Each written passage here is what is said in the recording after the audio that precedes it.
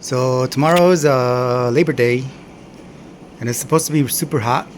And normally I'll be like in the oven, using the oven, and prepping some sort of fish or whatnot. But tomorrow again is going to be very hot, so I don't even want to mess with being in the kitchen, cooking anything in the heat. So ceviche it is. Here is the fish. It's tilapia. I'm gonna dice this up into cubes, like small cubes. Then I'm going to add the lime juice. I'm gonna dice these tomatoes up. I'm gonna dice up this onion, the cucumber, and cilantro. And then we're gonna let this sit in the fridge overnight, and then tomorrow should be ready to eat.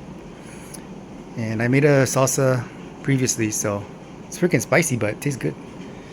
All right, so as I get through this, I'll chop up some. I'll take little bits and pieces of video. Most likely will not edit anything because I'm still not really comfortable with that. I kind of like to just record stuff and post it. So anyways, here we go.